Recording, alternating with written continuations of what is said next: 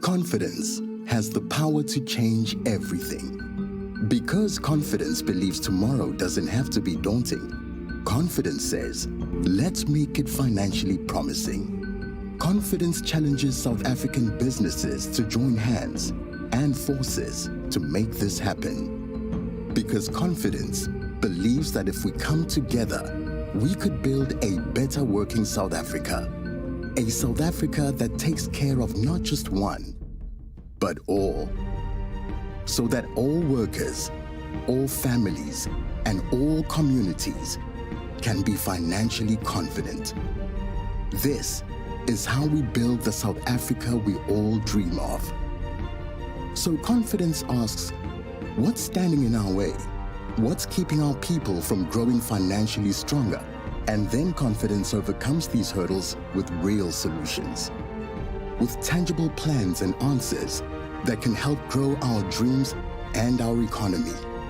Confidence asks that businesses unite as guardians and guiding lights to benefit not just the me, but the we, the people of our country, so that together, every South African can learn to speak the language of confidence. This is Sanlam Corporate. This is confidence.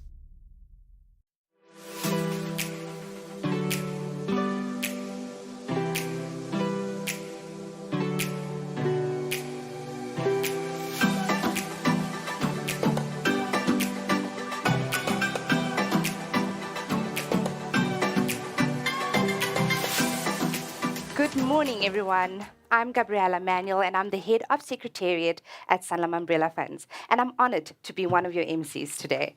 And I'm Blake Bailings, the Deputy Principal Officer of the Sanlam Umbrella Funds, and together with Gabby, I'm excited to be co-hosting this symposium, which, like Christmas and birthdays and other special events, only happens once a year. But before Gabby officially welcomes you here today, I just want to inform you that the speakers have some awesome news, stats, milestones, and information to share, and you don't want to miss any of it. So kindly put your cell phones on silent or vibrate, and for that, we thank you so much. This event is only about 2 hours, but if you need to make use of the loo, kindly use the exit closest to you on that side and that side. Also, I must inform you that this symposium is being recorded and will be posted on social media. So, don't do anything that you wouldn't want millions of people to see for the rest of eternity, okay? But I'm just kidding. For the most part, only the speakers will be filmed. Thank you, Blake. That's really good to know. To all the CBCs, CRMs, consultants, joint forum representatives, and attendees online or in person, we know who you are, and we're honored to have you here, and we're really happy for the work that you do for Sanlam Umbrella Fund. So, welcome to the 2024 Sanlam Umbrella Symposium. Today, you will hear relevant and interesting information. You will hear of the successes, challenges, achievements, and accomplishments that brought us here to this exact moment in time where we have much to celebrate. Celebrate indeed. But as well as I, that we're not going to celebrate on our own. Now, are we? No, we're not. Right. So just to set the tone for the day, it's just to get you all in the festive mood, and we're going to give away right here, right now, in this very moment, 5,000 Rand in some unit trust. So, to loosen you up a bit, Gabby, please tell us, how do we give away such an awesome prize? It's actually super easy. Before the symposium invite went out, and the attenders was given the opportunity and encouraged to submit a question, and they stand a chance to win 5 of 5,000 Rand unit trusts. The lucky winner of the first random draw unit trust prize is, can we get a drum roll? It is Helen Fourie. So congratulations, Helen Fourie. We'll reach out to you with more information soon. Well done, Helen. But it doesn't end there. You still have the opportunity to stand in line to win more unit trust prizes. So, for those online, submit your questions on the Q&A in the chat, and we will select 2 winners whose questions may be answered during the course of this event. But bear in mind that if you are unable to accept the prize for, phase compliance or anything like that, there's always T's and C's that haunt us daily. Then you can still nominate a charity of your choice, and we will donate it to that selected charity on your behalf. Okay, Blake, I think we've loosened them up a bit. Yes, absolutely. So, thank you to We'd like to now get into the main portion of our agenda for today, and we're starting off really strong because the next speaker is an admitted attorney. She's got a BProc degree, an LLB degree, a master's degree in law, as well as in the final stages of studying a Master of Business Administration through Henley Business School. She's well-liked, well-known, and well-respected in the industry. The Principal Officer of the Sanlam Umbrella Funds, Jolene Moodley.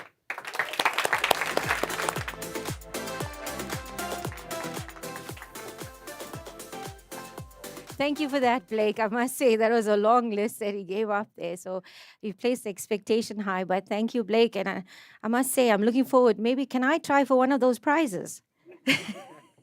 But anyway, it gives me great pleasure this morning to speak to you guys. And I have the privilege to stand before you and to reflect on the success that the Sanlam Umbrella Fund has seen, not just since its inception, but also throughout the years that where we find ourselves.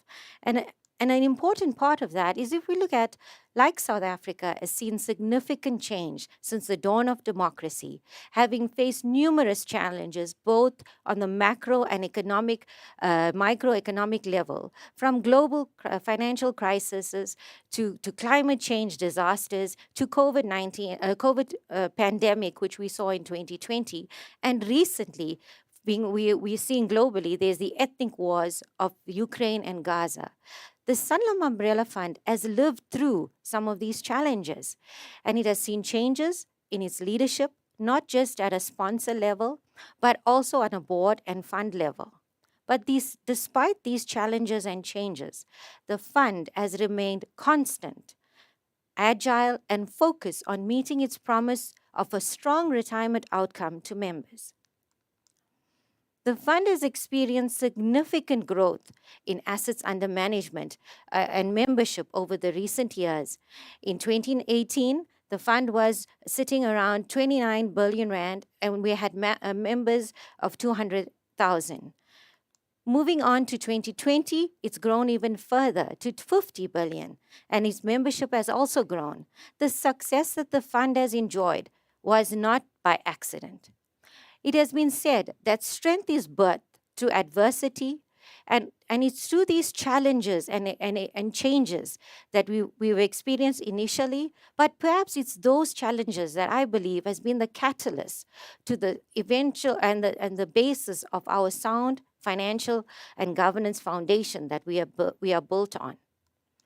In 2024, the fund's milestone of obtaining over 100 billion assets under management and achieving 350,000 members was obtained. This is testament to the hard work and commitment of various individuals, both past and present, who understand the important role that the fund plays in the lives of our members and South Africa as a whole. Now, change and adaptability does not come easy, but change is the only constant. Having been in the role of PO for the past year and a half, and having a better understanding of the operations, I'm of the view that the fund, through the board and its strategic partners, who have been able to consistently direct its energy, resources, and capabilities efficiently and effectively. This has enabled the fund to remain focused on its promise and building new ways of doing things. The fund has adopted new technologies and its improvements that has made our experience of members easy and hassle-free. And I'm sure a lot of y'all can attest to that. Ethical leadership on the board has also been, I think I'm going to hit on my slide there, but sorry. Ethical leadership by the board and the good governance practices in the fund has ensured that the fund has achieved this consistent successes. We have seen governance as being the cornerstone of the way we function at the board. Without a doubt, without good governance, you run the risk of having administrative fines, penalties, and personal liability that is faced not only by trustees, but the fund officials. Therefore, we have a strong focus on good governance across all our operations within the fund. The fund also prioritizes engagement with stakeholders. And today is a test to that. It's a stakeholder engagement session that we're having with you, and we welcome the interaction following this session. In terms of our financial management, we've received an unqualified financial financial audit this year, like with other years, and we are proud of that. Despite the tight delivery timelines that we had this year, facing two-pot and having the onboarding of our new auditors, I must say that we've done well, and we've submitted on time to the FSCA. In terms of our investment returns, which you're going to hear more about from Solly, my colleague, later today, you will see that the fund has done well in terms of its investment.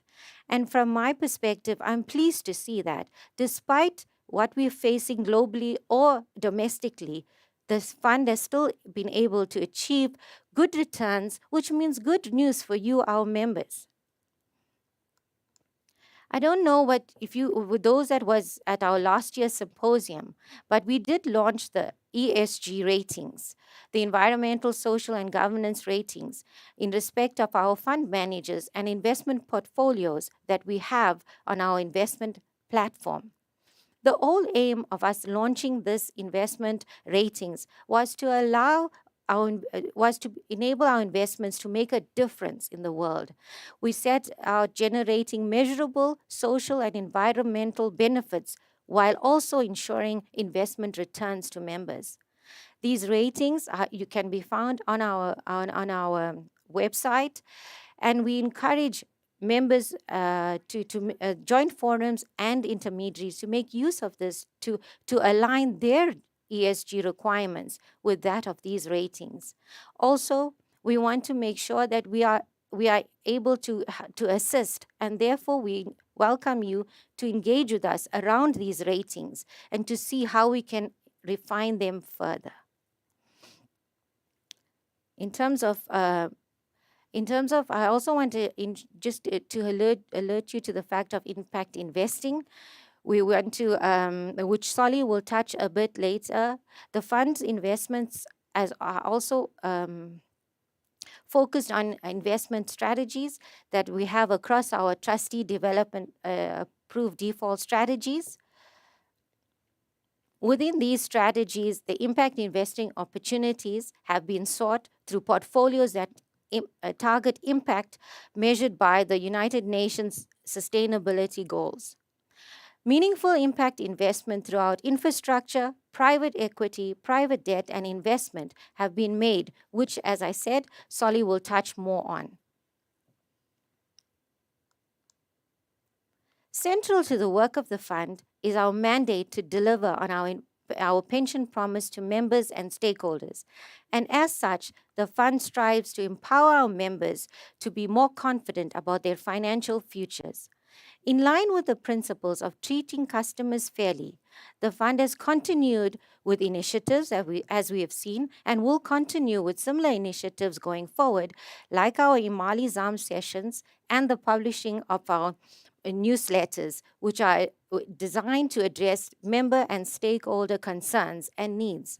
It is critical that we provide our members and stakeholders with information in a way that's easy to understand, relevant, and empowers them to make the right choices when it comes to their retirement savings. It will be remiss of me if I don't touch a bit on two-pot briefly, but the facts and the figures and the data you will hear later from my colleague Anya Siviak will give you that detail. But I just want to highlight that the fund has been pleased and relieved that our administration systems were ready to receive two-pot claims when they came through. This is significant given the huge impact that the two-pot process has on the fund and the industry as a whole. With regards implementation readiness, I believe that this has been the biggest mountain for the fund and the board, and I can confidently say that we have conquered it. The required rule amendments across all funds were approved and registered by the FSCA timelessly. Vast amount of time, effort, and financial resources has gone into the preparation, supervision, and monitoring of the two-part implementation. And this has resulted in the fund being one of the very few funds that was ready on the very first start to receive and to process claims. So well done to the fund. You know, in any point of reflecting how the year has been or how we've got to where we are, it will not be complete without me acknowledging and appreciating the strong team that sits behind the fund. The exemplary performance of the fund over these years has been largely due to the hard work, and I have to say thank you to the professionalism and the strong caliber of former and current board of trustees. I also want to give a special thanks to the chairperson of the board for his sterling leadership and his support that he's given me and my team. And to the sponsor and to the administrator for your tireless efforts and support and commitment. Thank you. Finally, I want to thank our members. Participating employers, intermediaries, brokers, and the wider industry stakeholders for their continued vote of confidence for the many years. This is testament to the trust that you have placed in us. It has been said that trust is not what we do, it's the results from what we do. And I want to encourage you, continue with your trust in the fund, take care, and enjoy the rest of the session today.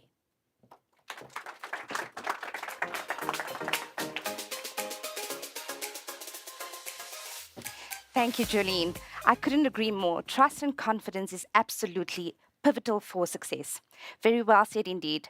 We appreciate all the insight you have given us and shared, and for setting the tone for what is yet to come.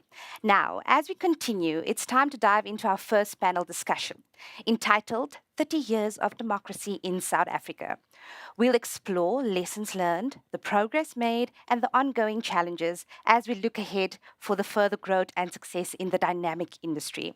And now, to introduce the panel, we have David Gluckman, who is our elected chairman of the board, having chaired the investment committee since the launch of Sanlam Umbrella Fund in 2008.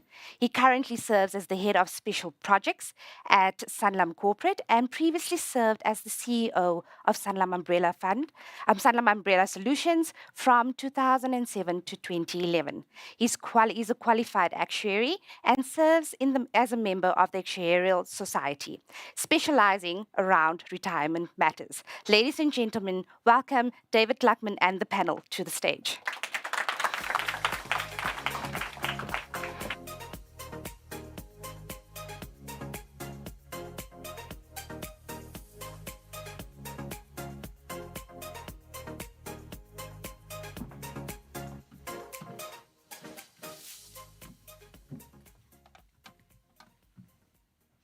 Gabby, thank you for that introduction, and it's really a pleasure to be here today once again.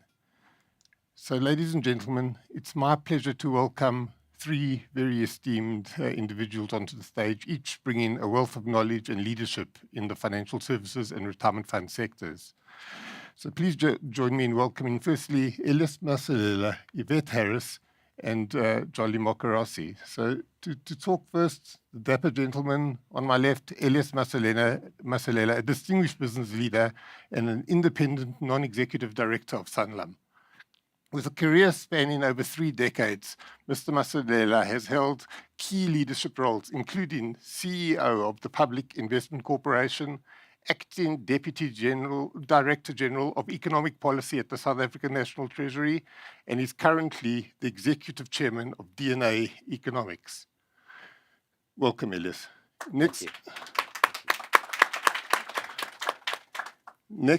in the middle, we have Yvette Harris, a sponsor-appointed trustee of the Sanlam Umbrella Fund. Yvette has over 35 years' experience in the financial services industry and has made remarkable contributions, like in the area of retirement consulting, combining her passion for member communication with strategic financial planning. Welcome, Yvette. Thank you. Thank you, David. And finally, and certainly not least, the lady just to my left, Jolly Mokarasi, 3 times elected as an independent trustee of the Sanlam Umbrella Fund. Jolly is a seasoned expert in retirement funds, currently serving as the Principal Executive Officer of the Sanlam Plus Preservation Funds and a trustee and chairperson of several retirement fund boards. So it's a great panel, and I'm really looking forward to this discussion on 30 years of democracy. And maybe, when I cast my mind back over 30 years, maybe I'll just start where we'll end today. When Anna's going to talk about the two-pot system, I found this quote recently in today's trustee. And Anna's saying over there, this is the most exciting thing that's happened in our industry in my lifetime. And that made me think, guys, we're the older generation. Didn't we also have fun over the last 30 years? So Elias, maybe I want to start with you. And the reason I want to start with you is you've got the easiest birthday to remember in the world. Because for those of you who remember, when we stood in those long queues on 27 April 1994, Elias, you were turning 30 exactly at that time. And now we sit 30 years later, and it just seems a good time to reflect, what did we do as an industry over those last 30 years? And certainly there was a lot of work. I mean, as one can see on the slide, a lot of work, a lot of legislation, a lot of things were done. But, did we achieve, like I'm talking from the retirement fund industry specifically, the hope that we may have had when we were standing in those queues in 1994? Maybe that's my question. What would you say, Elias? Like if you had to say the greatest achievement over those 30 years, have we met what we thought we could in 1994? What would you say that achievement is? Let's start there. I liked your gutter slide. If you can keep it up. We'll go back. Because it's going to help balancing what I'm going to say.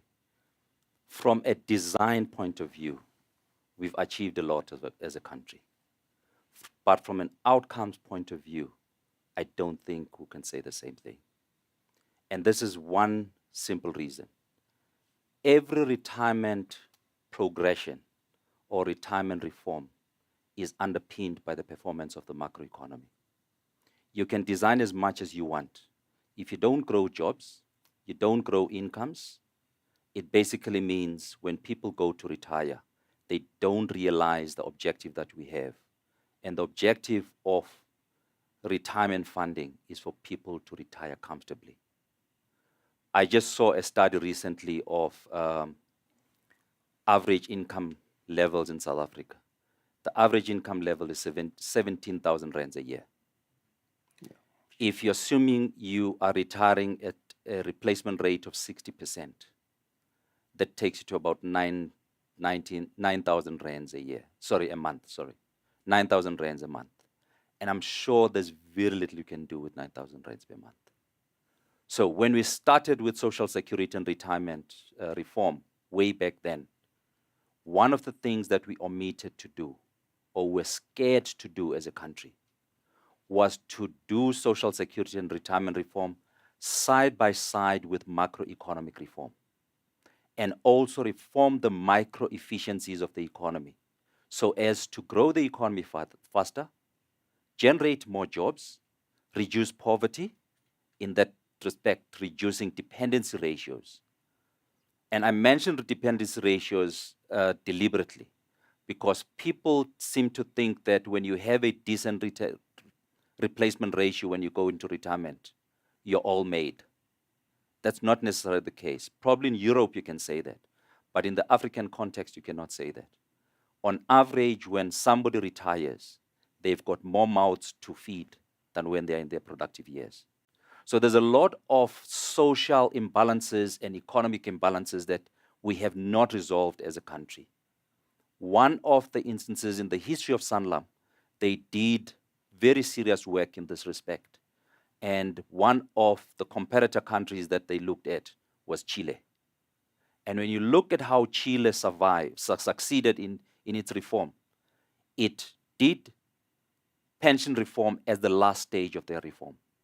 They did macro reform, they did state-owned enterprise reform, and some of them were completely privatized because we're performing as badly, if not worse than South African state enterprises. They reformed the general governance of the economy. Then they did pension reform. what did they guarantee? An average 10% growth of the economy over a sustained period of time. Was struggling to even record 5% growth for 2 years in our short history. They realized drops in inflation to about 3% on average over that period of time.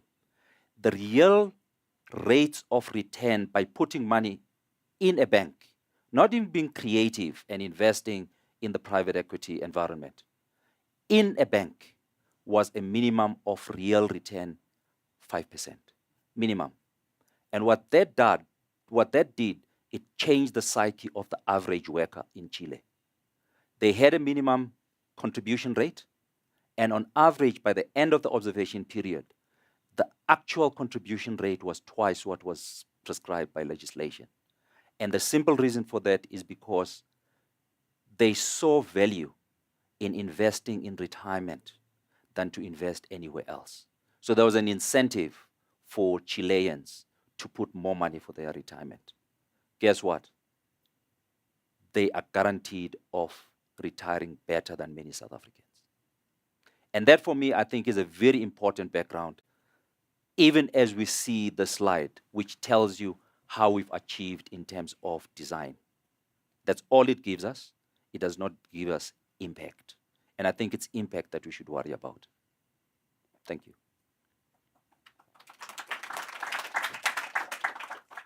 Elias, I hear what you say about the macro situation, but I'm going to take it down to a micro situation. And I think we need to give some recognition to where we came from. It's very different to the Chilean position. If you look back 30 years ago, the pension fund landscape was completely different to what it is today. And I think we've come a long way, which we also need to acknowledge. We were saddled, or shouldn't say saddled, but defined benefit funds were the order of the day back then. Great in design, very complex, but most important, most of our people were not members of these funds. We had mostly office workers who were members, executives and managers were members, but the majority of workers were outside this employer-faced sort of industry. There wasn't any form of retirement savings for those workers until the unions rose up and they demanded inclusion. And with that, we had to change, we had to think about alternative ways of structuring this, and we did so.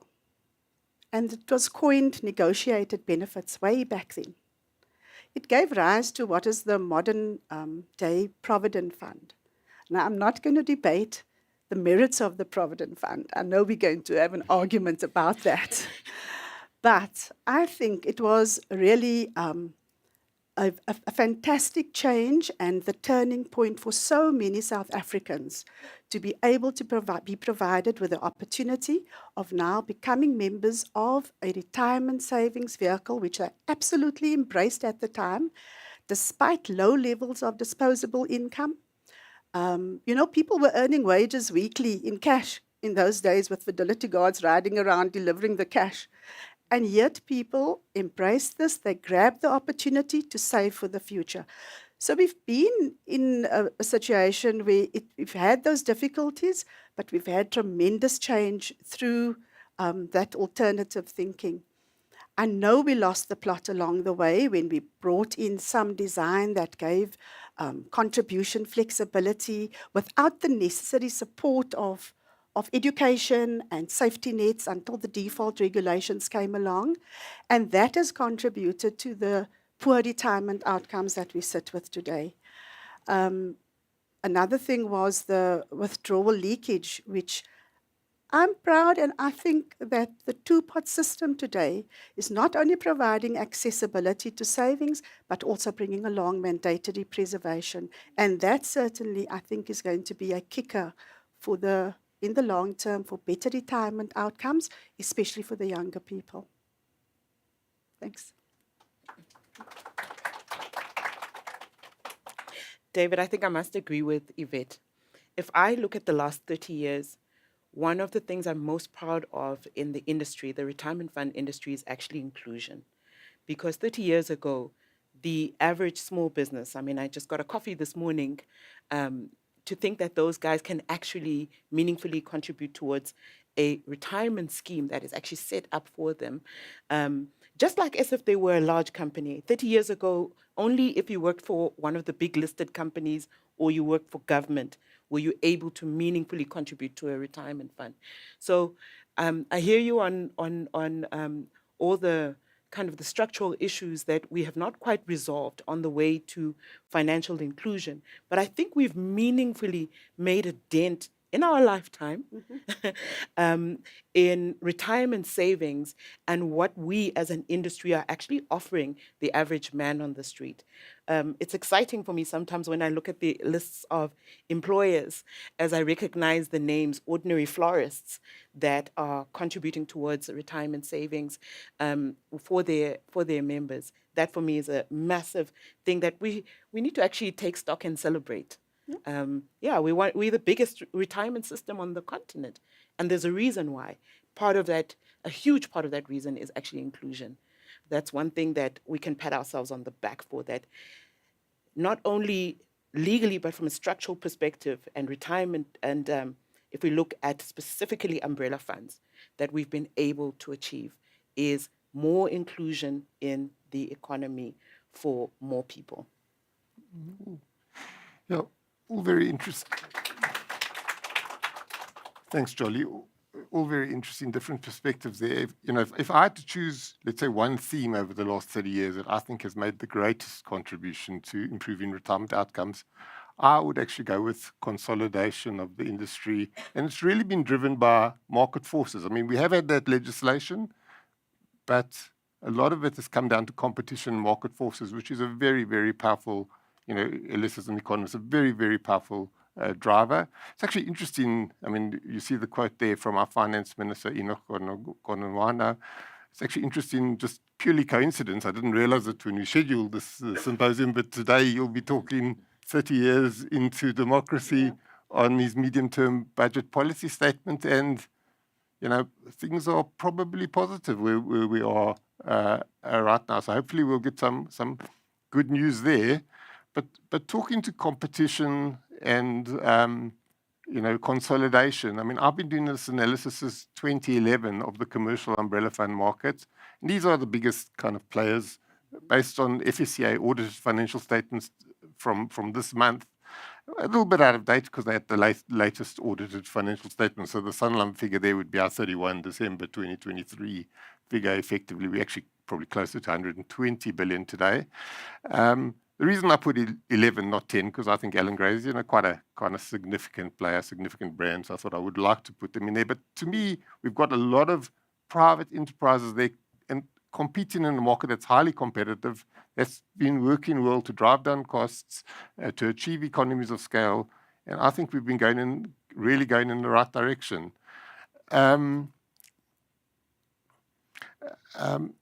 okay, enough of the past. Maybe more important than was, what are the lessons for the future, I guess? Reflecting where we are today, it's the right juncture. 30 years gone, we need to look to the next 5 years, the next 10 years, and the next 30 years. What are the main things you think we should be doing, panelists? Maybe, Elias, starting with you. I mean, if you had to say one thing, what should we be concentrating as an industry going forward? Judging from the comments that have been made, I would say the most important thing that we should worry about as a country is to stop solving for symptoms. We need to solve for the source of the problem that we're faced with.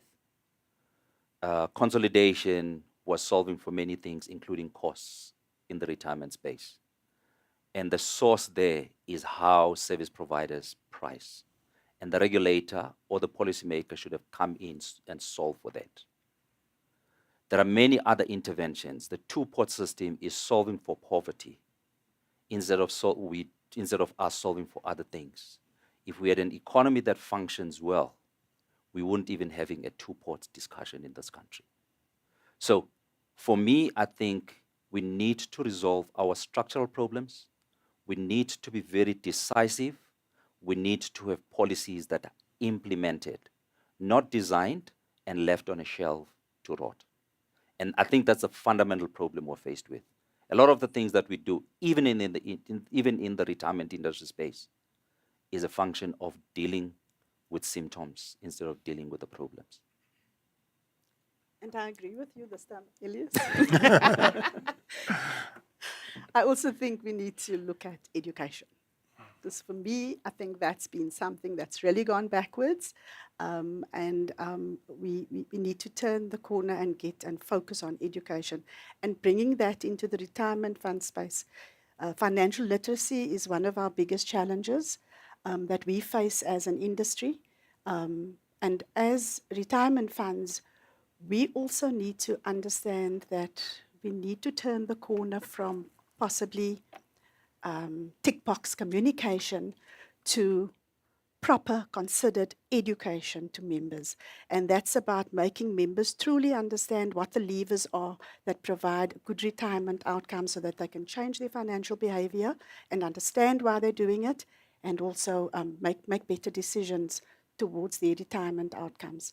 And I think I'm proud to say, looking up at Jolene's presentation there, we've really taken that on board with our Imalizam webinars, for one, where we focus on educating members in this space. Thanks.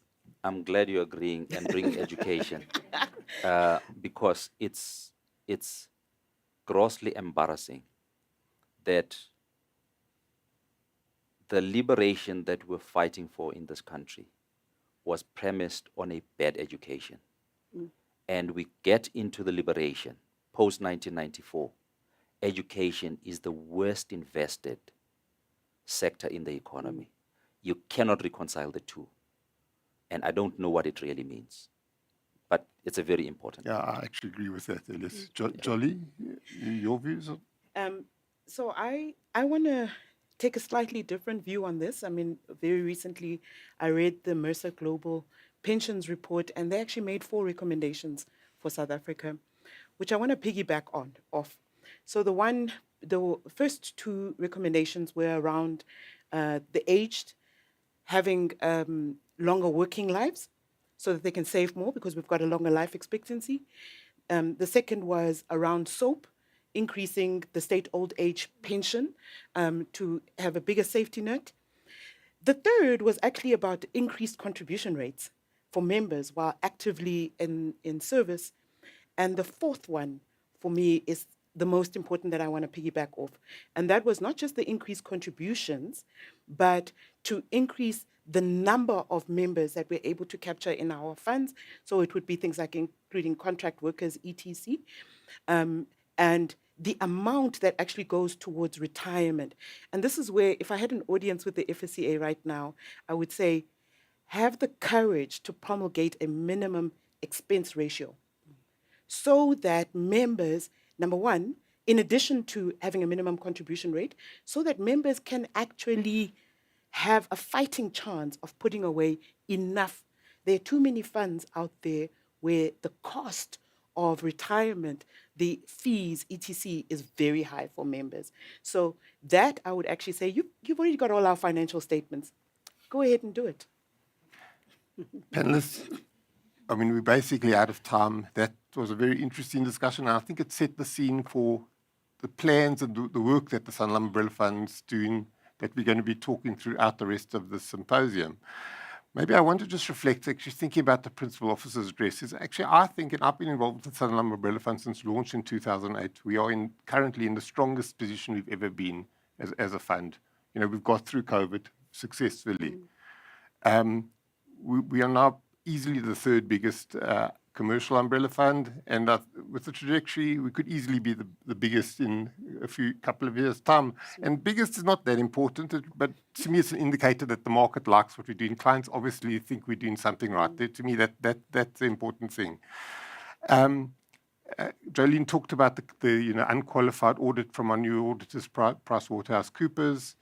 If we talk costs, I mean, if we look since the launch of that Sanlam, I haven't analysed recently, but I mean, if you look at fees, it's well below inflation over that 17-year period. We've really delivered a lot of value to to our members. And if you combine it, and Solly will talk to it later, investment returns, if you combine it with the good investment returns, we've really been adding to the better retirement outcomes for members. Actually, I'm not the one who focuses too much on short-term investment forms, but it is quite amusing that if you look at the latest Grey Swan umbrella fund surveying all the major commercial umbrella funds and their default investment strategies, and you look over 1 year and over 2 years, the Sanlam umbrella funds, 3 major default investment strategies sit on number 1, 2, and 3 on those surveys. So I think we're in a very strong position. So maybe I just want to close and maybe go back to, when you talk 30 years of democracy, I think maybe go back to Madiba and this quote from 1997, when he was talking about the time has come, leadership handing over to President Mbeki or future President Mbeki at that stage. I think for me, as I've been the chairman, it'll be 5 years next year. I'm actually, during the course of next year, I'm going to step down as the chairman. We'll bring in someone else. I think the fund is very strong. I'll still be involved with the board. I'll still probably chair the investment committee if the board want to do it. But I'm really a believer in bringing in, new blood, bringing in new ideas. So who knows? Maybe when you come here next year, we'll even be the first commercial umbrella fund with Yvette and Jolly. Maybe we'll even have a woman chair. So let's leave it at that and enjoy the rest of the day. Thank you all. Thank you.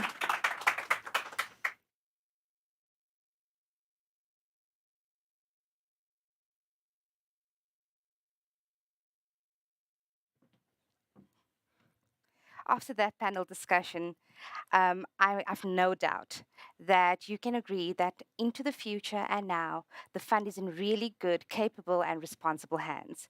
What an incredible and thought-provoking discussion we've just had. A huge thank you to our panelists. As we move forward, it's time to hear from one of the driving forces behind today's event. We're honored to have a message from our sponsor, Nzwa, the managing executive of Sanlam Umbrella Solutions. Nzwa is an accomplished leader in the employee benefit and investment sector. Over South Africa, most awarded and fast-growing employee benefit platform being the Sanlam Umbrella Fund, with now managing over 104 billion in assets. His vision is rooted in empowering members to retire with confidence, continuously delivering innovation, cost-efficient and solutions.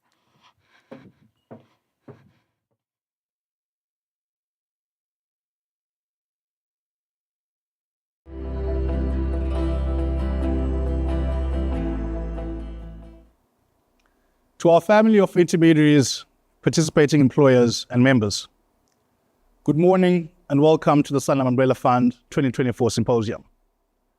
I thought a good place to start this year was to remind our clients and our members of what the Sanlam Umbrella Fund's purpose is. This is to empower employees to be financially confident about their future.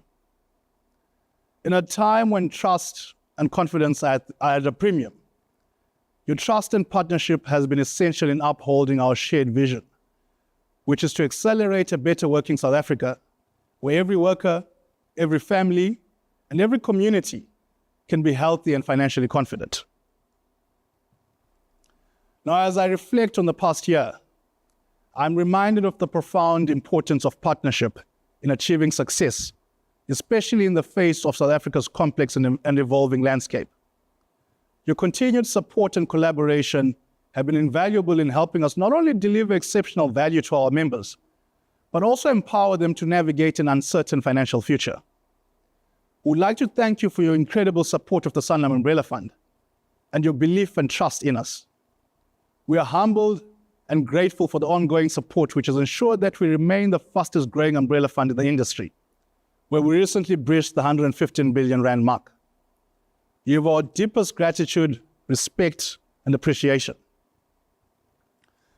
However, as we celebrate our growth and success, we are acutely aware of the challenges that our members and participating employers are currently grappling with financial struggles being at the forefront. In an era of deep uncertainty and declining trust, financial security has never been more important for South Africans. One of the most alarming statistics from our recent 2024 benchmark survey was the number of respondents who confirmed that they were struggling with debt and did not have much left over at the end of the month to save nor take up medical benefits. And in addition, another factor at play is the long-lasting effects of the COVID pandemic, where more than 50% of respondents confirmed that they were supporting someone financially outside of their household on a regular monthly basis. Business closures, job losses, and increased inequality have compounded these issues. And this is why it came as no surprise that for those that were able to access funds on resignation or retrenchment in 2024, we found only 19% of consumers preserved when changing jobs. This is alarming to see, given that in 2023, 32% of members would have preserved some, all of their funds on withdrawal from their fund. This emphasizes the increasing financial pressures consumers face, where we see in 2024, 50% of individuals opted to cash in all their retirement funds, a step backwards from those that cashed in their funds, which was 37% in 2023. And it's also important to understand how these uncashed funds were spent. In 2022 and 2023, the majority of respondents opted to use uncashed funds to service, reduce, or even settle their debt. A second trend was to use uncashed benefits to manage their living expenses. Now, fast forward to 2024. The spend on living expenses shot up to 33%. The main need for additional funding appears to be to manage debt and, more recently, to meet day-to-day living expenses. Again, this provides a confirmation of the intention and importance of the two-part objective, where we see encouragement and continued preservation throughout. This flexibility is crucial in giving workers the means to manage financial crisis without jeopardizing their future, something that Anya will speak to a bit later. So it follows that a tough economy with financial strain leads to financial stress, where over 80% of our respondents confirmed that they were currently experiencing financial stress. And we know that the burden of financial insecurity not only strains an individual's economic stability, but also profoundly impacts their mental health, leading to numerous psychological challenges. And when people are unable to meet their financial obligations or have a constant worry about their economic future, it creates a persistent state of anxiety and stress. This is why we see that around 4 in 10 funds and sub-funds reported an increase in absenteeism due to stress, anxiety, and mental health issues among staff over the past 2 years. This financial pressure can lead to severe mental health issues, which include sleep disorders, substance abuse, and also relationship strain. Understandably, this is why we saw a high level of both standalone funds as well as umbrella funds, indicating that they believe a holistic, integrated health and financial wellness program could deliver high productivity and staff happiness. We know at Sanlam Umbrella Solutions that psychosocial wellness has become an integral part of the employee benefits value proposition. And this is why we continuously see employers asking for an ideal suite of benefits that incorporates some sort of healthcare benefits. Our value proposition should enable employees to realize their own potential, cope with the normal stresses of life, work productively, and maintain healthy relationships and interactions with others. When people feel strong and resilient, physically, mentally, emotionally, and spiritually, they perform better, with more passion for longer. And this is why in 2021, we launched the virtual doctor benefit. And in 2023, we enhanced this proposition by including the free psychologist sessions. Now, more recently, in April this year, we introduced Sanlam Staff Care, a healthcare initiative aimed at providing affordable access to primary healthcare services. Sanlam Staff Care's primary objective is to provide private primary healthcare services at affordable rates. By doing so, we aim to bridge the gap in healthcare access, ensuring that employees receive timely care to support their well-being and productivity. Now, another significant trend that is currently taking place in our industry is the incorporation of rewards, given how we understand the impact that rewards can have on member behavior. Financial well-being is not just about saving for retirement. Many South Africans are grappling with the immediate pressures of daily expenses, which is where Wealth Bonus Lifestyle Benefits for Sanlam Corporate Initiative steps in. Launched in 2023, this initiative offers our members discounts on essential services such as groceries, transport, and credit reports. This program is designed to help employees stretch their income further. Analyzing the usage of these benefits in the first half of this year, we note that the three most popular benefits are the Sanlam Credit Report, ShopRite Checkers discount coupons, and Uber discounts. Over 95,000 members have requested a credit profile report to better understand their financial circumstances. The large number of grocery coupons claimed through ShopRite Checkers also highlights the tough economic realities that our members are currently facing. And as the cost of living continues to climb, programs like these provide much needed relief, helping employees make smarter financial decisions while boosting their overall financial confidence. By offering these free benefits, Sanlam Corporate is not only providing immediate financial relief, but also empowering members to take control of their financial future. This aligns with our broader vision to accelerate a better working South Africa where every worker, every family, and every community can be healthy and financially confident. So in closing, our mission remains focused on empowering our members to navigate financial hardships today without sacrificing their future.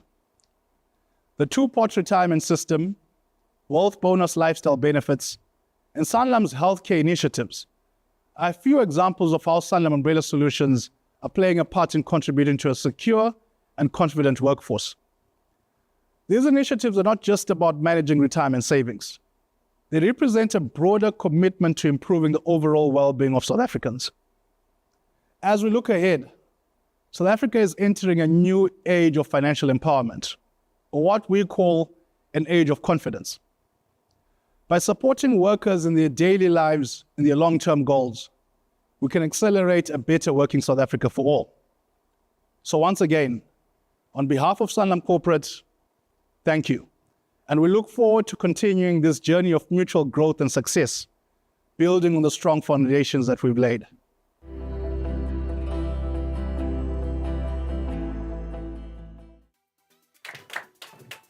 Mr. Nzwashoniwa. Wow. Whenever I listen to that guy, I love listening to him. There's something about the way he expresses his thoughts and the way he relays information. It just shows the depth of knowledge and confidence. He just exudes confidence and leadership. So at this point, I think it's time to give away some money. Yes? I think it's time to give away 5,000 Rand in hard, cold cash. But not exactly, because at Sanlam Umbrella Fund, we encourage responsible saving and responsible investing. So we're going to be giving away 5,000 Rand in unit trusts. And our producers, because this event is predominantly online, our producers have randomly selected one of our online audience members to win 5,000 Rand in unit trusts. And they've actually sent the lucky winner's name to my phone. Drum roll, please. And the lucky winner for today is the Deputy Principal Officer, Blake Bailings. That's me. Oh, my apologies. That was my attempt at humor. I won't do that again. No, the lucky winner is Cindy Thomas. So if you, Cindy Thomas, absolutely well done. Let's give Cindy a nice round of applause. If you're online, send those emojis as well. Absolutely phenomenal. Now, we're going to shift our focus to an important conversation, and that reflects on the incredible year that we've had. Our next panel discussion, appropriately entitled, What a Year. We'll dive into the challenges, successes, and the lessons learned from the past 12 months. To facilitate this dynamic discussion, we are excited to welcome back to stage the Principal Officer of the Sanlam Umbrella Funds, Jolene Moodley. Thank you, Blake. Thank you. Welcome, panelists. Have a seat. Thank you.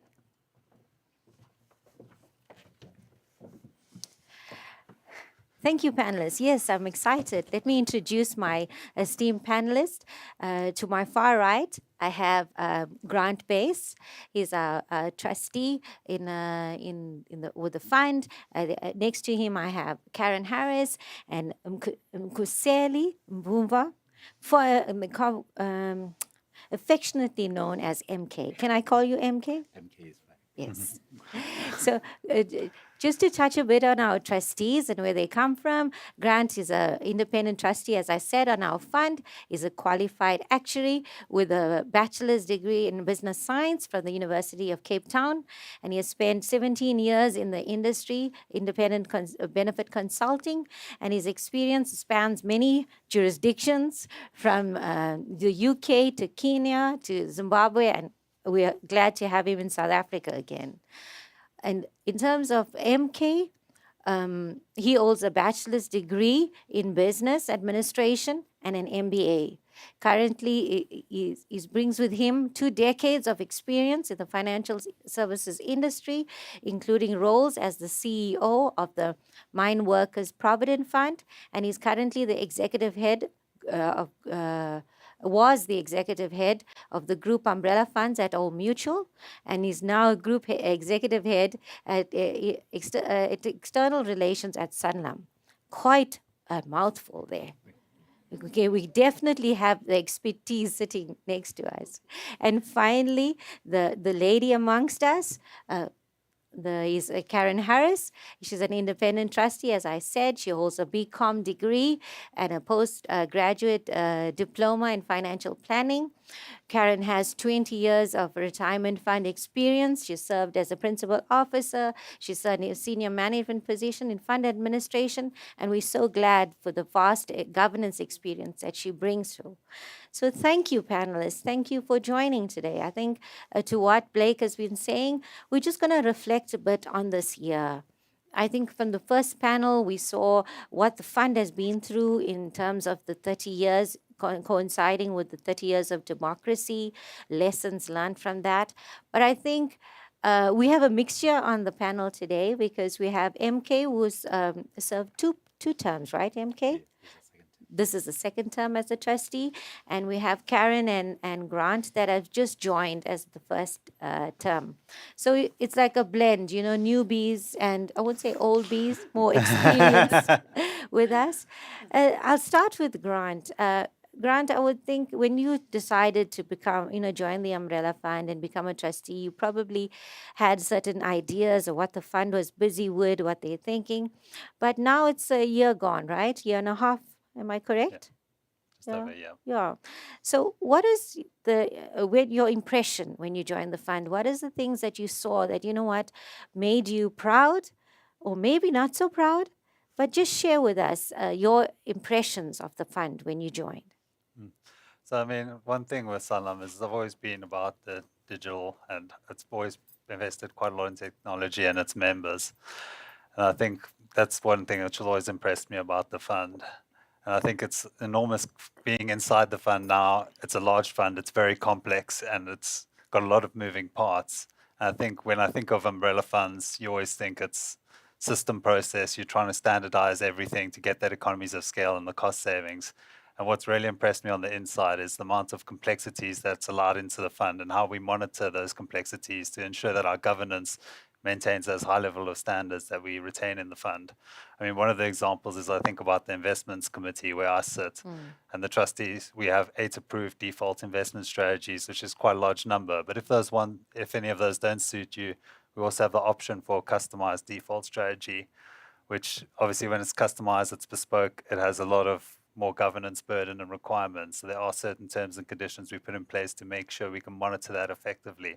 So I think that's one of the things, about the fund which has impressed me. Yeah, I think when we look at feedback from members, I think flexibility is one of the things that they talk about at the fund in terms of the investment strategies. And so thank you for that. It's impressive, especially the technology. We placed a lot on that as a fund, and I'm glad that it is something that you have also picked up.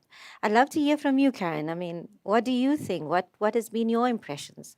Thanks, Jolene. I think, firstly, if I can start by just expressing my gratitude for being able to engage with our stakeholders in this forum, both in the auditorium here and to our online attendees. I think it's this kind of engagement that allows us to get a little bit closer to the people that are the reason we have these kinds of events, and really that is our members. I think that the thing that has impressed me well, not the most, but one of the things that that's left an impression with me is, as Grant mentioned, the scale of an organization like the Sanlam Umbrella Funds and the Unity Funds um, is the fact that you have such a large number of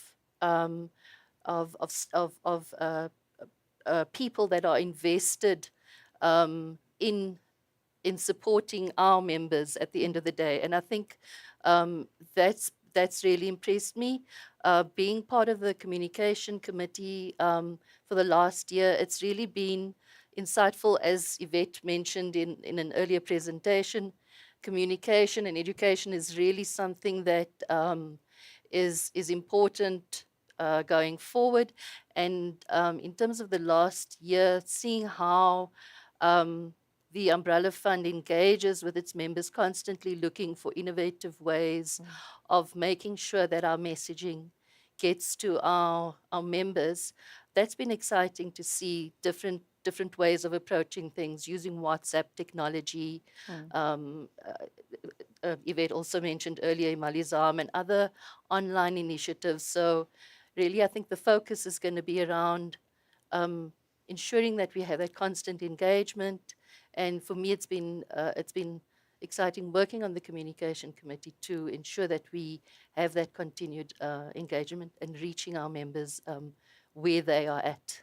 No, but I must say this year the communication committee had a lot on its plate with all the two parts and communications that needed to go out there. But it's true. I mean, and it speaks to an engaging membership, because they want to know more about their benefits. They want to know what it is. And I think if the earlier panel, I think one of the things that the trustees mentioned there about the importance of education, the importance of ensuring that members understand why they're part of the fund, what are their benefits. So that's great, excellent to hear. And, MK, I think I just want to change it a bit, given that you have 2 terms with the fund. So I can't give you the same question, I have to change it a bit.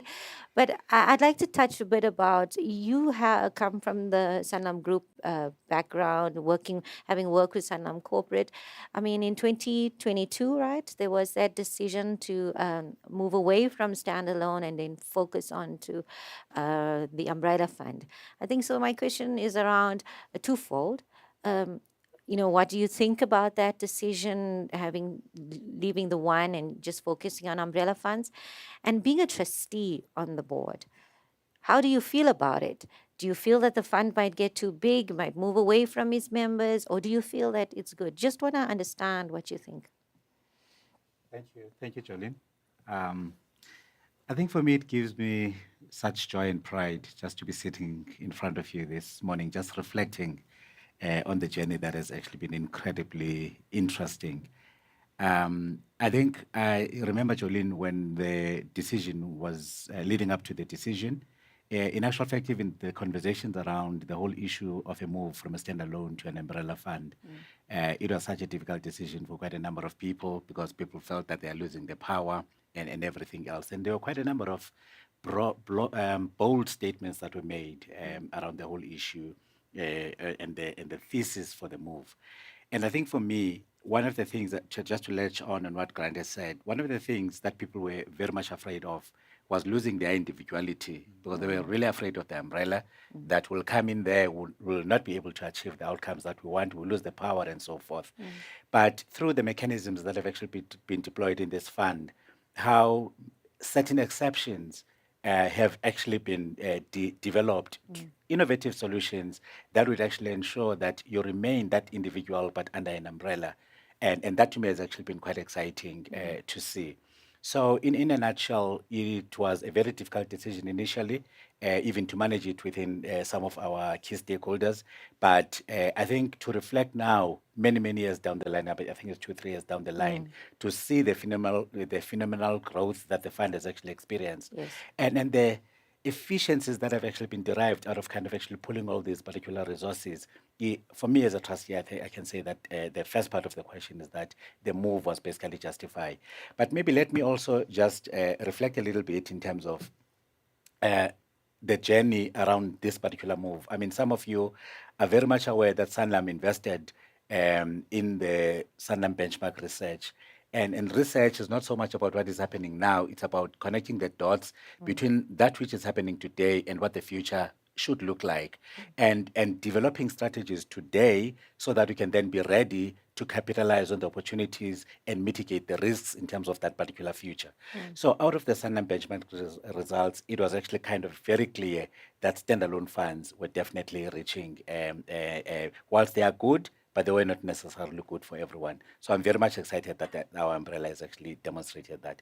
I think the second part of your question, Yes. How do you feel about the fund? Are we able to handle this growth? I can also say that it is quite exciting because this growth has actually been deliberate. It has actually been anchored in strategy based on research. So the company, or let me rather say the umbrella fund, invested quite significantly in our systems, in our capabilities, and even in issues like just strengthening our governance mechanisms and frameworks. So and I was laughing, Jolene, as we were asking this particular question, because in my view, I don't believe that we're number one yet. And I also then can say that if then we're not number one, that means that we've got a huge scope for growth. Yes. And our systems and our capabilities are scalable. And so out there, our brokers, our partners, we are open for business. And we've got everything that it needs that actually can position us for the future. So we're ready for the future. No, I fully agree with you. I think to your point around the benchmark and data, it's very important, and we see it on the board. When the board makes any decision, it makes sure that it has the data to make that decision, and an informed decision is a good decision, and that's what we're seeing at the fund. A lot of the infrastructure investment, has brought us to the success that we've seen in the implementation of the two-pot, and I just want to make sure that we have enough time to just chat on that. Because, when we were approaching September, right, there were so many meetings that we had. I mean, in August, we had a check-in that everything is going. In middle of September, how is it going? So as a board, I'm sure that there were really sleepless nights that you guys were having, right? But as we can see, we were ready. We started processing. Anya will give us the figures later. I think what I want to understand is, as a principal officer in driving the fund operationally going forward, what are your thinking as trustees? What is next now, given we had this big project, we did success around it, but two-pot is with us. It's not like it was a once-off event. It's going to go with us into the future. So I think, Grant, quickly, if you could just touch on what is it that we should consider next now around two-pot, given that we put implementation in place? Yeah. So I think, like Antonio Brown said, you can always be better. When you stop getting better is when you stop living. And I think the same's true for an umbrella fund. We're always looking for ways to improve. We recently did a risk management exercise to highlight areas. And for me personally in the fund, I think with two-pot, we had an enormous engagement of members, and members are finally thinking about their pensions. And I think for me, communication is one of those areas which is seldom, it's not rewarded by putting an effort in there. And I think it's just building on that engagement by members, all the different channels we got with members downloading the app and the WhatsApps, just building on that engagement to make sure we continue the trajectory of increasing the number of members we reach, as well as the ways we can reach them. Yes, no, I fully agree. Karen, what do you think? So, to touch on what Grant was saying about communication again, I think critical is going to be the ongoing education around the impact of withdrawing. We were anticipating a huge Withdrawal. a huge sort of wave of withdrawals, and that wave seems to be tapering off. And so, it's going to be an ongoing communication with members, or educating them for them to understand the impact of doing a withdrawal. The good thing we've seen about, or the things that we are happy about in terms of the two-part implementation is obviously the compulsory preservation, which will improve retirement outcomes. So the accessing savings, members need to understand that if they access these savings when they get to retirement, they've effectively chewed up their lump sum that they will be able to access. And I think it's going to be an ongoing process of reminding people, whilst you can access your emergency savings, the intention is leave it for emergencies. Don't access it just because it's there. You don't need to. It can grow to several hundreds of thousands of rand, so that when you do have a serious emergency, you're able to access it, because your 2,000 rand, 5,000 rand withdrawal in the long term is going to impact your outcomes. Oh, I fully agree with that. And it's a very good sentiment, which I think we should continue encouraging our members around that. MK, quickly. I mean, you sit on our governance committee. I think it's in auditors as well.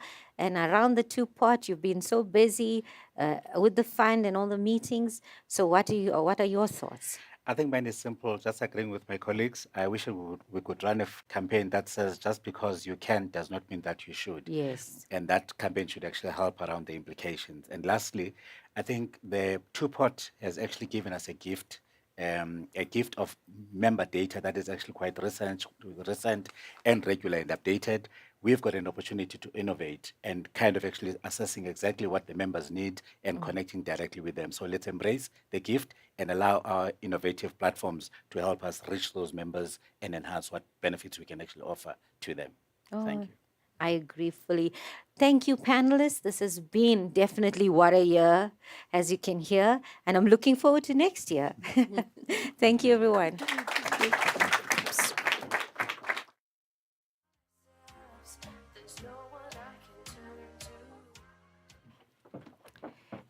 Thank you to our panelists for such a rich and engaging discussion on the past year. It's been a great reflection on both the challenges and the successes that shape our industry. Now, as we shift our focus, it's time to look ahead and gain insight to the broader economic landscape that impacts our decision and strategy. To give us an economic overview, we are pleased to introduce our next speaker, Solly Tsie. He's the head of investment strategy at Sanlam Corporate with over nearly 20 years of experience. An actuary from the University of Witwatersrand, Solly is passionate about helping South Africans save long-term financial prosperity with ensuring sustainability in the environment we will be retiring into. Please help me join Solly Tsie to the stage.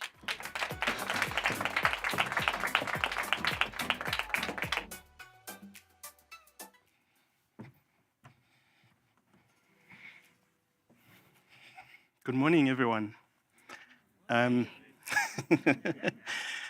Thanks for joining us this morning. I will be taking you through the economic overview and also the investment performance in the markets and how members' portfolios have performed over the period. Just to give you a roadmap of where we're going, I will start with that as a backdrop to the investment feedback. And in the investment feedback, we'll cover trustee-approved defaults and also the member investment choice portfolios. And then we'll give you an update of what the fund has been up to in terms of the responsible investment and notably making impact in the investments that we're making. So let's start with the economy. I think, one of the panels here, they mention a phrase, what a year.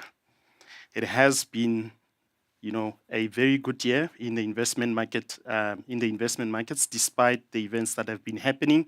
So if you look at the year-to-date numbers on the South African equities, those have delivered 15.9%, which is a strong investment return. And over the year, 29.3%, 23.9%, close to 24%. And over 3 years and 5 years, starting to see double-digit returns. Government bonds also delivering very well as well. Another asset class to note is the South African listed property. If you look at the 1-year number there, it's almost unbelievable, over 50% over the last year. But we know that this is coming off a low base. Other asset classes as well, delivering strong returns, except global bonds that has underperformed other asset classes. Another thing to note is the rand dollar exchange. So the rand has strengthened quite meaningfully since the elections and also the outcome of that, which has been the government of national unity. So what has been driving the investment performance in the markets? So firstly, there has been the interplay between inflation and interest rates. So as inflation was reducing, central bankers were comfortable to start reducing interest rates. They're still at their highs. So the Federal Reserve Bank of the United States recently reduced interest rates by 0.5%, which is quite significant for the size of the economy that is.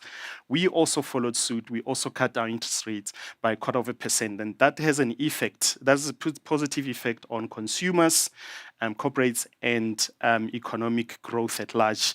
And investment markets often look ahead, and then you will see them reacting to those. So the view is that as the interplay between inflation and interest rates becomes less prominent, investors will rightly so turn their attention to economic growth.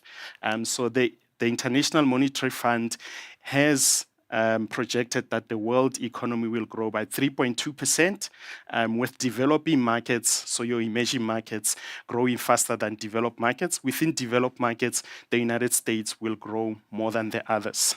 South African growth rates have been upgraded this year from 0.9% to just over 1% because of the improved power supply. But there could be upsets in what seems to be the tailwinds in terms of interest rates reducing. And one of those significant upset could be the geopolitical tensions that we have been seeing. So firstly, I think let's not forget that, there is still war going on in Ukraine, between Ukraine and Russia.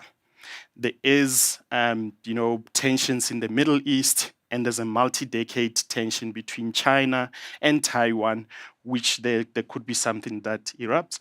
But our focus is in the long term, in the interest of the members. Yes, if these do upset the investment markets, our view is that the impact will be short-lived, and we should rather focus on the long term. And then there's the local economy. So the significant event that happened was in June, the formation of the government of national unity. Everybody is hard at work. So the former opposition parties, the former ruling party, the 10-party government coalition partnership is at work. And what economists have been described as a 3% expectation in local economic growth if everything works well. The government of national unity is starting to think about that. They're starting to make that a target for themselves. Yes, there's still a lot to do in terms of fixing the existing infrastructure and also making sure that we make available the new infrastructure to address infrastructure deficit in our country. I think we have touched on two ports quite extensively. That is still a theme in South Africa. Energy supply, it is a very important issue. We saw that with load shedding, that shaved off a couple of notches on economic growth. And we have been enjoying about 7 months of load shedding free era. And this has, in fact, positively affected the economy, hence the re-rating in the expectations as well. And it is pleasing to see that the government has allowed the private sector participation in this area in terms of independent power producers. We will see today in the medium-term budget speech on how the government is planning to, stabilize the finances, the budget deficit, and so on. NHI, it's something that, the president signed just before the elections. We know that there are revisions that have been made following the concerns that were made there. So let's look at how the investment portfolios have benefited from the good investment performance that we've seen in the markets. Just as a reminder, you will be familiar with the fact that the Sanlam Umbrella Fund offers two broad strategies, the protection strategies. These are suitable for members who don't want to take on excessive volatility in the markets, so there's an element of protection there. And there are lifestyle strategies where the rationale there is that young members who are far away from retirement can take on short-term volatility in exchange for long-term investment growth. So we will look at the investment performance of all these strategies, with the exception of the Sanlam Blue Lifestyle strategy that has just been revised, that has recently been revised. In terms of the lifestyle strategy, young members are invested in what we call accumulation phase portfolios. There's a choice of 4 portfolios, and irrespective of the growth portfolios, members that are 6 years away from retirement, we start de-risking them to capital protection portfolio. The capital protection portfolio offers explicit protection to members, so the investment returns are guaranteed not to be less than 0, and while allowing for possibility of an upside participation in the markets. If you look at the accumulation phase portfolios, now these are notably the multi-managed portfolios that are underlying the trustee-approved defaults. The Sanlam portfolios have done really well in the market compared to other umbrella funds there. So you see over the periods of 1 year, 3 years, and 5 years, the portfolios are featuring quite favorably as well. And also, if you look at the portfolio underlying the Sanlam passive life stage, it has also done well. Over 5 years, ranking number 2, 3 years, number 3, so it's about the consistency of performance relative to competitors. So these portfolios have done really well. Looking at the capital protection portfolio, the portfolio in which members close to retirement are invested, it is pleasing to see that the portfolio has delivered returns in excess of inflation. If you look at the 1-year number, 10.6 returns that this portfolio has delivered, above the inflation figure of 4.4%. So that's a real return of 6.2%, and you can see that the real return has been quite strong and stable over other periods as well. And something also to note is that this portfolio has also delivered on the promise to protect capital over all time periods. For members who want to opt out of the default investment strategies, there is a range of member investment choice portfolios of varying risk profiles, from the most conservative portfolio, which is cash, and we have conservative portfolios, moderate, and also the moderately aggressive portfolios. So members have a wide range of choices that they can select there. Some of the portfolios have done really well, benefiting from the strong investment performance that we've seen in the markets.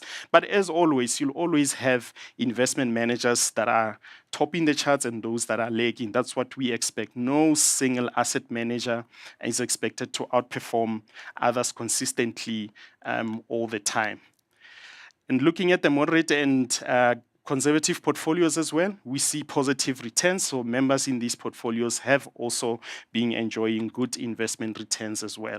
Lastly, in terms of the investment feedback, remember that within protection strategies, we have 3 portfolios to select from. So the Sanlam Secure strategy, the Sanlam Stable strategy, and also the protection strategy as well.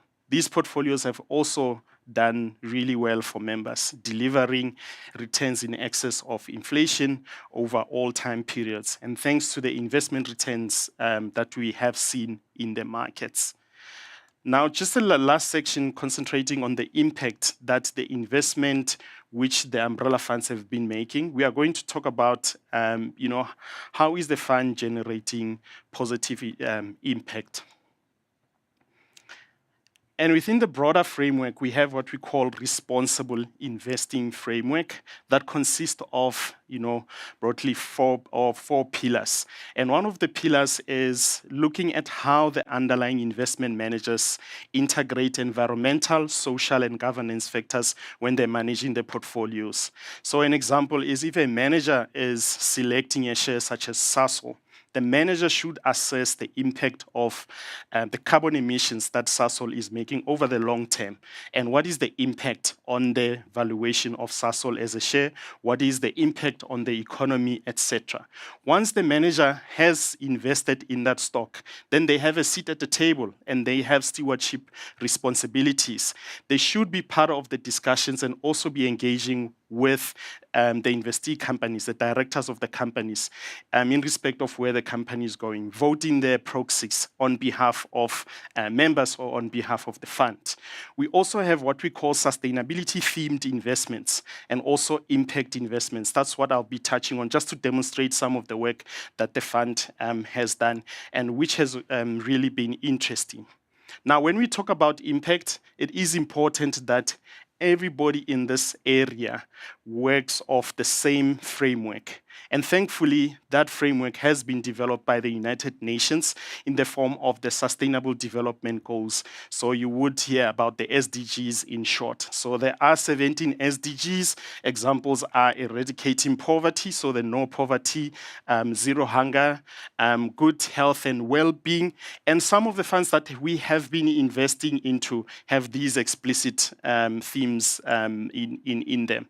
Just to demonstrate within the multi-managed portfolios, so on your left there on your screen, you have the same 17 SDGs, and across we're listing the private markets funds or the funds in private credit, mezzanine debt, infrastructure funds, and also private equity, alongside the themes that they are targeting in terms of the SDGs. So we are comfortable that the funds in this area are actually doing enough work. Looking at an example, within the protection portfolios, we'll talk about the Sanlam Private Equity Fund, which is investing in a firm called Cavalier. So Cavalier is one of the companies that are in the protection strategies. So we have seen positive impact there being generated. This is a company based in Cullinan, and what they do is, the trading of livestock, so procuring them, managing feedlots, and also processing meat. So it's an integrated value chain of red meat. And they sell meat to some of the well-known retailers and also do export. So close to where this company is situated is a township of Refilwe. This company has been able to absorb the youth in terms of employment, talking to SDG number 1, which is no poverty, and also generating meaningful job creation. So really good impact being created there. And also it's worth mentioning that the company is doing very well in terms of financial performance.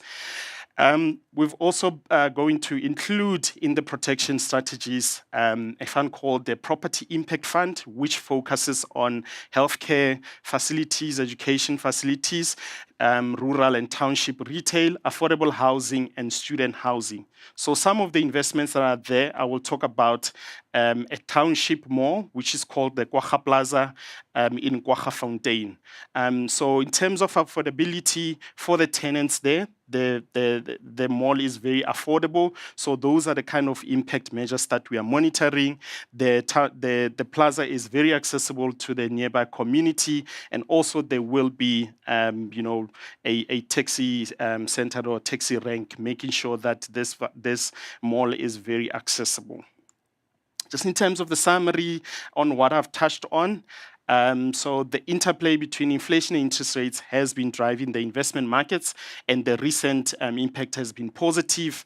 We've noted that developments in geopolitics may be negative on investment markets, but the investments within the Sanlam Umbrella Fund are appropriately positioned. So for members who have long-term investment horizon, short-term volatility provides opportunity for members to pick up those assets at cheap prices, but those close to retirement will be invested in preservation and phase portfolios.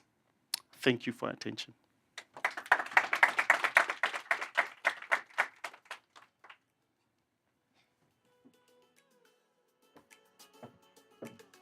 Thank you so much, Sadi, for the insightful economic overview and for shedding light on the factors shaping our financial landscape. So, as we move forward, before we get Anna on stage, we would like to just give another prize away. So, are you guys excited? Right. So, at a random prize will be given away, and the lucky winner is Cindy Thomas. So, well done, Cindy. So, someone will reach out to you.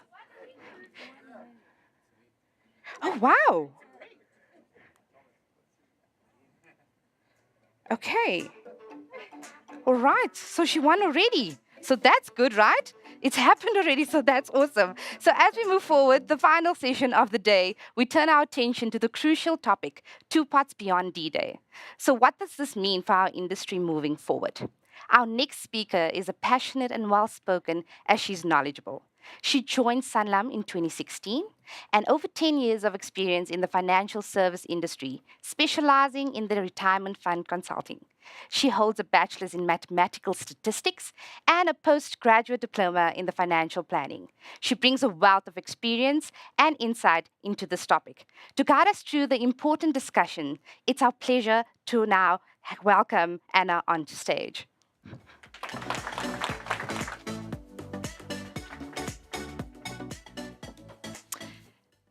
Good morning, everyone. The two-part retirement system was all that we heard about leading up to September this year. It was everywhere. Articles, posters, news coverage, and our own Sanlam corporate faces like Nzwa and Kanisa stepping up to inform the nation about the emergency savings withdrawals through various channels, news and digital.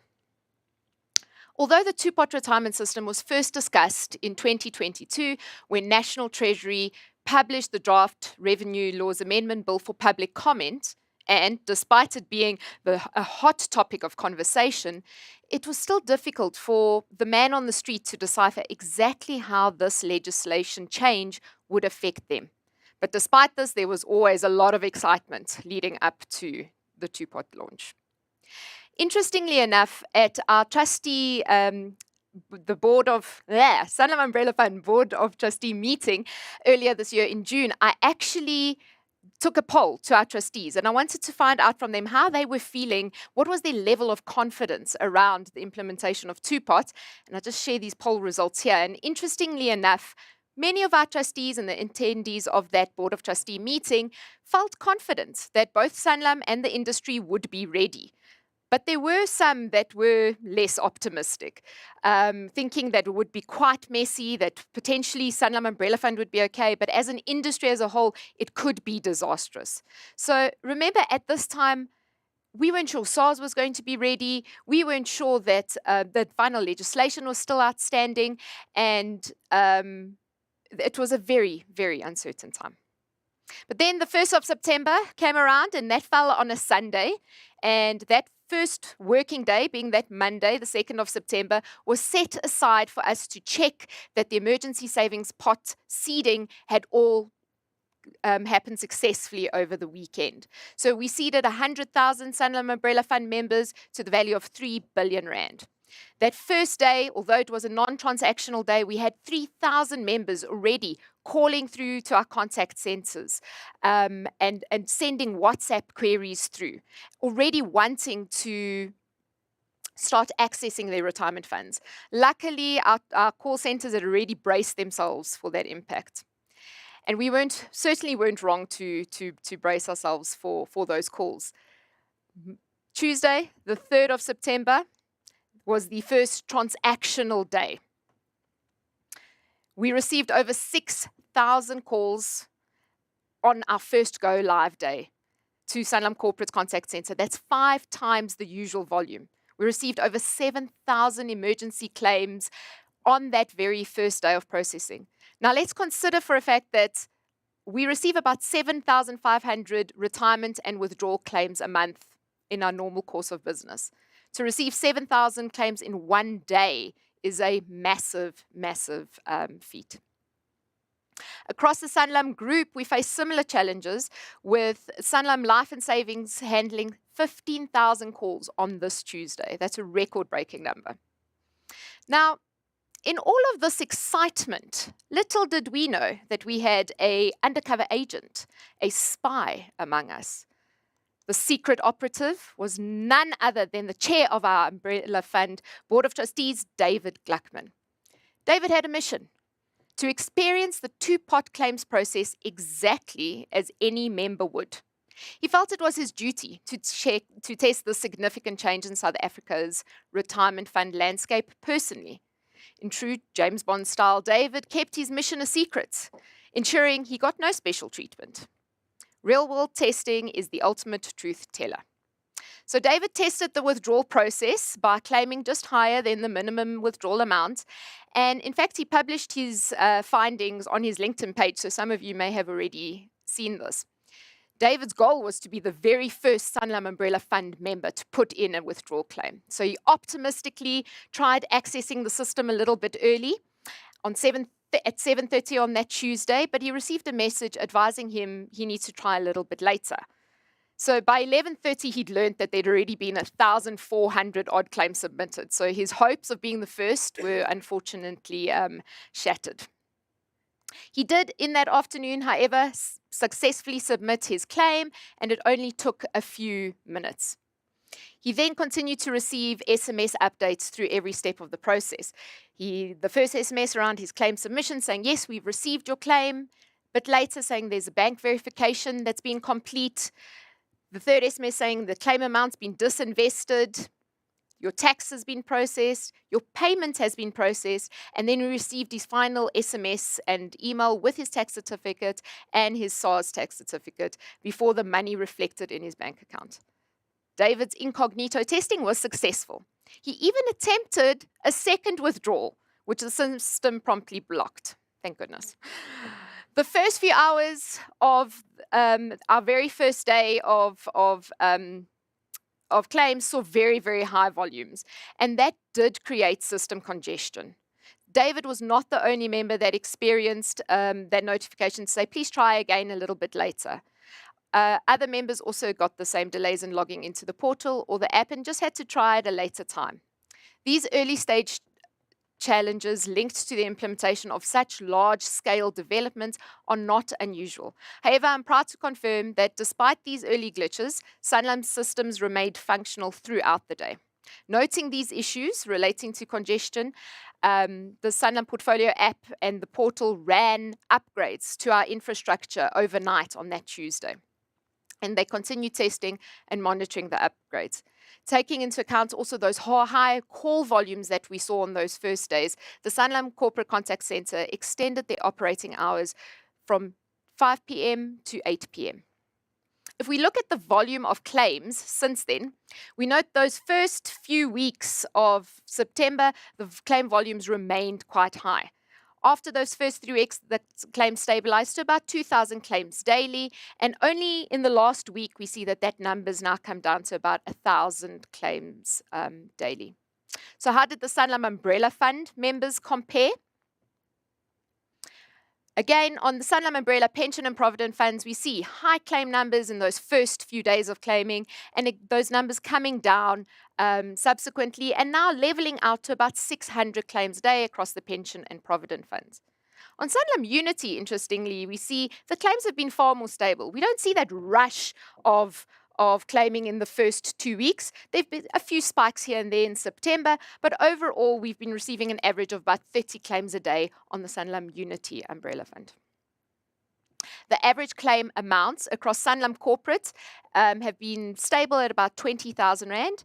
And on the Sanlam Umbrella Funds, those numbers differ a little bit per fund. On the Sanlam Umbrella Provident Fund, the average is about 17,000 per claim. On the Pension Fund, about 13,500. And on Sanlam Unity, about 7,500. Not surprisingly, most people take all of the entire retirement emergency savings pot. So everyone takes the full amount. The little pink aspect there is members that took between 90 and 99% of the full amount, and that's usually just to get a nice round number. And very, very few members took less than 90% of their emergency savings pot. The Sanlam Corporate Contact Center volumes continued to be very high. for those first couple of weeks and have now finally dropped to about an average of 2,500 calls a day, which is still significantly higher than our pre-two-pot average of 900 odd calls a day. A number of members have unfortunately struggled to submit their own emergency savings pot claims themselves and have come to the Sanlam walk-in centre for assistance. If we see the walk-in centre volumes, we see that those have remained quite stable since the beginning of September and have only really started to drop in that last week. The majority of members visiting the walk-in centre need assistance to process their emergency claims. They either have challenges in accessing the member portal or the portfolio app, or they actually just need help in downloading the app and registering for the various channels. The walk-in centre staff assist the members with the login. They use their ID number and the one-time PIN that gets sent to their cell phones, and they also help them to familiarize themselves with the app and the functionality and the tools available. Checking the process of their claims, updating their nomination of beneficiary forms, and also playing around with the retirement savings calculator. Some of the challenges that our walk-in centre staff have been experiencing is that some members don't have smartphones or email addresses. Some members come to the contact centre without any phone, so they can't get that one-time PIN that is needed to complete that claim. Some of our members' details haven't been updated by their HR. Some of their personal information is incorrect. For example, surname changes. Perhaps members got married and their surnames have changed. And this then leads to bank verifications failing when the process is at that stage. Members' banking details that haven't been updated by HR, invalid banking details. So again, the process fails. Duplicate member records. On the duplicate member records, it actually highlighted some issues. For example, female members went on maternity leave and their employer during that time had actually exited the member as opposed to putting them on temporary absence. So the member now had duplicate records and had a paid up record. So our staff at the walk-in centres could help assist them to merge those records. There were some system challenges for passport holders and also member data challenges. So for example, where there was a Section 14 transfer and a value that came across in September with no savings pot allocation. The contact centre staff have been working really, really hard and compassionately assisting members to claim their needed funds. Some of the members coming into our walk-in centre have shared their reasons for withdrawing. These range from co-payments for medical procedures and other medical expenses. One gentleman, for example, needed a co-payment for a much-needed heart operation that he had been waiting for. Other reasons include funding of funerals, confirmation parties, initiation ceremonies, 50th birthday celebrations, building alterations, university tuition, school fees and uniforms, holidays and travel, and even a 35th wedding anniversary. The majority of members, however, were there really just trying to make ends meet, and they needed the money to service debt and for ordinary living expenses. The legislation excluded members that were aged 55 or older on the 1st of March 2021, but we know that these members were allowed the opportunity to opt into the two-part retirement system between the 1st of September 2024 and the end of August 2025. We've already seen 330 Sanlam Umbrella Provident Fund members opting in to the two-pot system, as well as 21 Sanlam Unity Umbrella Fund members. Now, I must say I was quite surprised by these numbers, but this again just highlights that even our older members that are really nearing retirement have burning financial needs that they need resolving now. And now for the elephant in the room, tax. As Benjamin Franklin once said, in this world, nothing can be said to be certain except death and taxes. And ain't that the truth? So despite detailed communication and various warnings and pop-up messages and calculators being made available for our members, many members were still surprised by the tax implications of withdrawing from the emergency savings pot, as well as the deductions by SARS for outstanding tax debt via an IT88. That's so on Sanlam corporate side, we've got about 9,000 Sanlam corporate members that were claiming that received an IT88 That's about 8% of all Sanlam corporate members that we're claiming. And 1,300 of those received zero payment because of the outstanding tax amount that they had. On the Sanlam Umbrella Fund, 828 members received an IT88 with a zero benefit payment. The South African Revenue Service, or SARS, announced on the 23rd of October that to date it had received over 1.4 million applications for tax directives, amounting to 25 billion rand. This has resulted in an additional tax revenue of 6.1 billion. So no wonder Eddie's smiling over there. As well as them claiming another 670 million from non-compliant taxpayers in outstanding debt. So SARS Commissioner Edward Kieswetter also stated, though, that SARS was deeply concerned as they'd already identified over 200,000 taxpayers where they had declared an incorrect taxable income with the view to get a more favorable tax rate. He went on to say that these members were intentionally evading their tax obligations and a penalty would be imposed on these members. Sanlam isn't privy to what a member's taxable income is, but we do have access to a member's pensionable salary. So we decided let's have a comparison between what members entered as their taxable income and what we have on our system as their pensionable salary.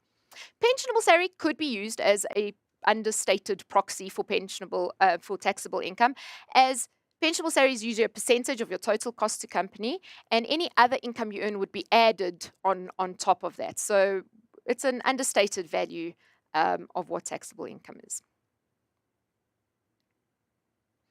On the Sanlam Umbrella Pension and Provident Funds, and this graph isn't the easiest to follow, but we had 567 members that declared a taxable income greater than 100,000 Rand, less than what we had on our systems as their pensionable salary.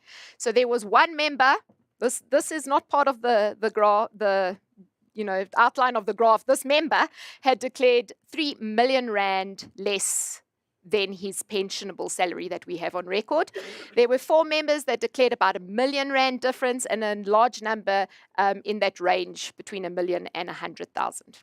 What we estimate as members that had about 100 or 150,000 Rand difference would actually be changing tax brackets. So those are members that would benefit from different tax brackets.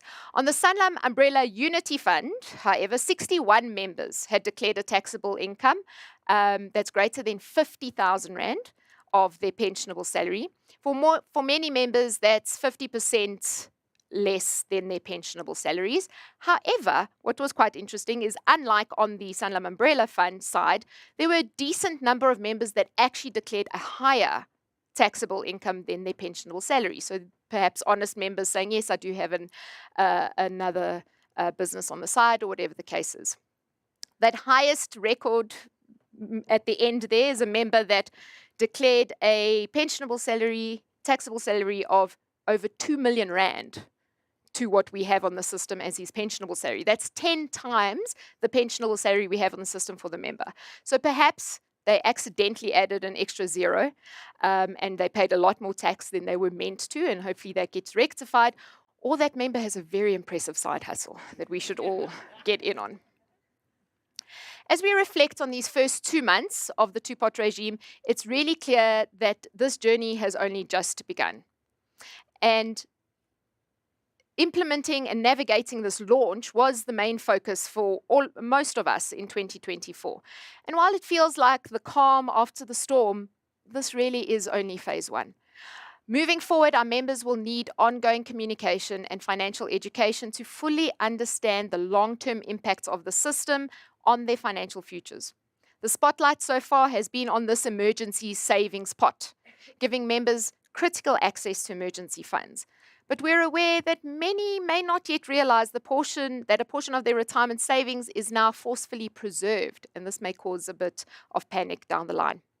Members will need guidance to understand the full scope of these 3 pots, in fact, the distinct functions of each pot, withdrawal options, retirement processes, and the different tax that's applicable to each pot. To support this, Sanlam continues to refine our systems and processes, aiming to manage funds more efficiently and in this new world, and to also keep our administration fees fair. A heartfelt thank you to our intermediaries who have played a vital role in supporting clients and members throughout this transformation. We recognize that you've also carried the load of assisting employers in understanding the claims process, ensuring the collateral that Sanlam has compiled is distributed to HRs and payrolls, and even members at our clients. Your dedication has been invaluable. Without your partnership, our call centers would have been under even greater strain, and members might have felt lost, confused, and frustrated. Thank you to our employer representatives who have answered questions and guided members with patience and clarity. Your collaboration has been instrumental in navigating this sea of change in our industry. Together, we've accomplished something remarkable. The shift really does mark one of the most significant developments in our industry ever. Yes, David, in my lifetime. And as we move forward, we do so with a shared vision. Nzwa mentioned it earlier, accelerating a better working South Africa where every worker, every family, and every community is healthy and financially confident. We can all be proud that in what we've achieved so far and be excited about the future that we're building, a future where every member can live with confidence. Thank you all.